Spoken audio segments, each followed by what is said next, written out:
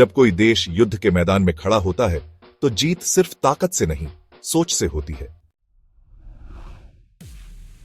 हम सबने रशिया का S-400 और इजराइल का बारक 8 मिसाइल सिस्टम तो सुना है, लेकिन क्या आपको पता है कि भारत के पास भी एक ऐसा सिस्टम है जो पूरी तरह मेड इन इंडिया है और पाकिस्तान जैसे दुश्मनों को बैटलफील्ड में जवाब भी दे चुका है? नाम है आकाश मिसाइल सिस्टम। और आज की इस वीडियो में हम तीनों मिसाइल सिस्टम्स की कंपैरिजन करेंगे, S-400, बारक 8 और आकाश। और आपको बताएंगे कि क्यों भारत आकाश को लेकर गंभीर है और क्यों यह सिस्टम दुश्मनों के लिए डर का दूसरा नाम बन चुका है। आकाश मिसाइल सिस्टम DRDO द्वारा बनाया गया एक ऐसा एयर डिफेंस सिस्टम है जो 25 से 30 किलोमीटर तक किसी भी हवा में उड़ते खतरे को खत्म कर सकता है। Fighter jets, cruise missiles, drones, helicopters, Akash किसी को नहीं छोड़ता।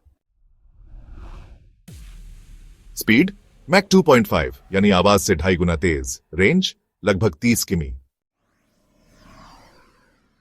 और सबसे खास बात, इसे चलाने के लिए न रनवे चाहिए, न कोई बेस स्टेशन, पूरा सिस्टम मोबाइल है।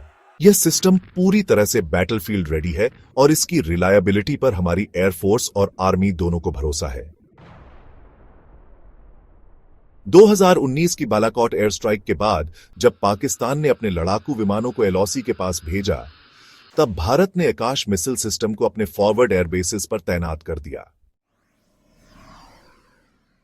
पूरी दुनिया ने देखा, आकाश मिसाइल्स पूरी तरह से अलर्ट थीं, टारगेट लॉक रेडी था और रिस्पॉन्स सिर्फ एक कमांड दूर था। पाकिस्तान पीछे हट गया क्योंकि उसे पता था सामने सिर्फ टेक्नोलॉजी नहीं, इरादा भी बना हुआ है। इस घटना के बाद आकाश को एक रियल कॉम्बैट टेस्टेड सिस्टम के रूप में देखा जाने लगा।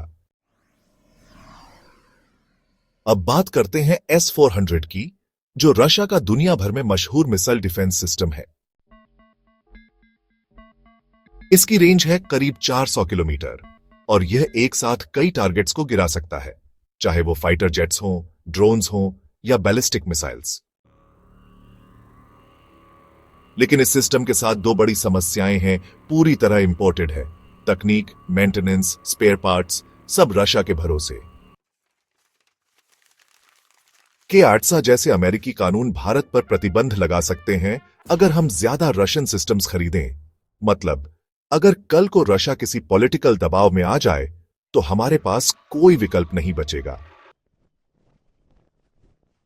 बारक 8 या जिसे हम MRSAM भी कहते हैं, भारत और इजराइल का संयुक्त प्रयास है। 70 से 100 किलोमीटर तक की रेंज और नेवी से लेकर आर्मी तक सभी इसका इस्तेमाल कर रहे हैं।